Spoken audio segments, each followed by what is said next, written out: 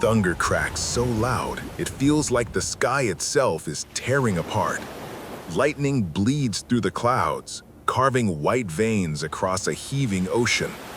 The ship, the Steadfast, tilts violently, her timbers crying out as waves hammer her sides. Salt water lashes across the deck like whips. At the helm stands Captain Elias, his hands locked around the wheel, knuckles bone white. His beard drips with rain and sweat. His eyes, though dimmed by exhaustion, refuse to close. The storm howls his name, as if mocking his will to endure. The sea is chaos incarnate, and tonight, it's winning.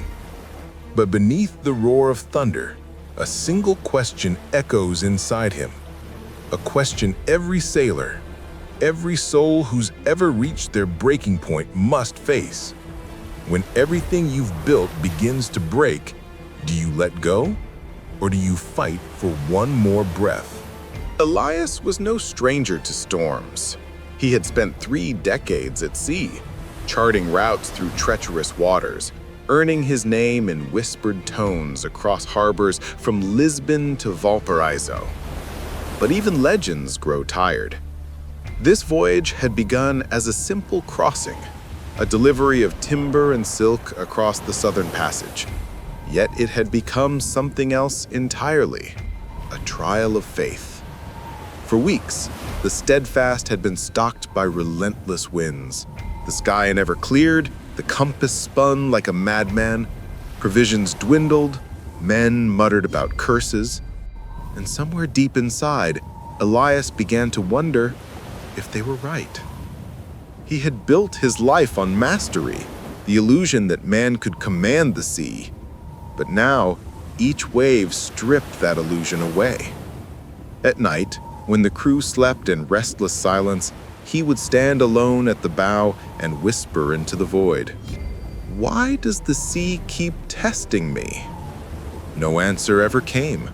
Only the groaning of the hull and the ceaseless pulse of wood against the howling winds, like the heartbeat of something ancient, watching, waiting.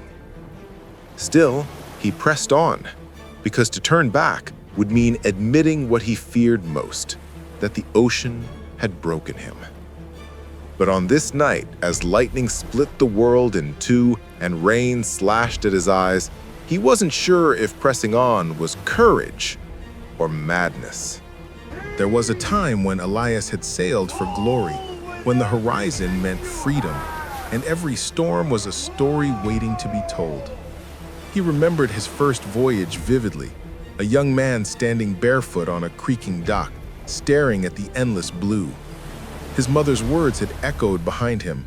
The sea doesn't take men, Elias, it reveals them. But the years had weathered him. Too many storms, too many faces lost to the deep. Each loss etched another scar into his heart, another reminder that mastery over the ocean was a lie. He carried one name with him, Jonas, his first mate, the brother he never had. They'd braved a tempest together off Cape Wrath. Jonas had been swept overboard, saving another man. Elias had watched helplessly as the sea claimed him, his outstretched hand disappearing beneath the foam. Since that day, Elias had vowed never to lose another soul. Yet now, as the Steadfast groaned beneath him, the crew clung to ropes and prayers, and he realized he might break that vow tonight. Every failure, every storm, every sleepless night seemed to converge in this single moment. The weight of it all pressed against his chest like an anchor dragging him beneath the waves. He wanted to scream, to beg the sea to stop, to surrender.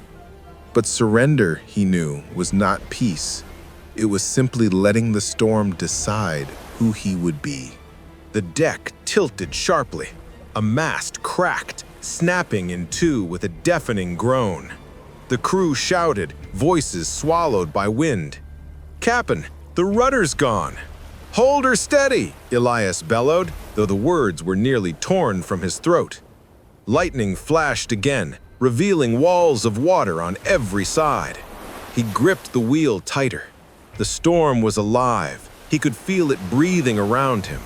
Every gust carried whispers, "You can't win, you can't win." His mind drifted, unbidden, to the quiet moments before all this, when the sea was calm and his heart lighter. He remembered standing on the bridge at dawn, watching sunlight bleed gold over the waves.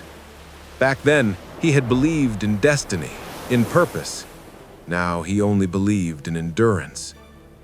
The storm roared again, louder, like a beast insulted by defiance. The wind howled through the rigging, tearing sails apart. Elias could barely see the men now, silhouettes crawling across the deck, tying ropes, shouting orders. His chest ached, lungs burning with salt and effort. And still, he refused to release the wheel, because something deep inside, something primal and unbroken, whispered that this storm wasn't here to destroy him. It was here to teach him. "The storm is your teacher," he muttered through gritted teeth. "So what are you trying to show me?" The next wave was a mountain. He saw it rise in the lightning's flash, a wall of black water curling above the ship like the hand of a god. The men screamed. Someone prayed.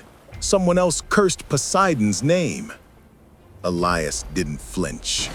He stared into that towering mass of chaos and felt a strange calm settle over him. This was the moment, the point when most men let go. But he wasn't most men. He heard Jonas's voice in his mind. Waves don't drown captains. Fear does. And with a roar that tore itself from his soul, Elias spun the wheel, turning the Steadfast directly into the heart of the wave.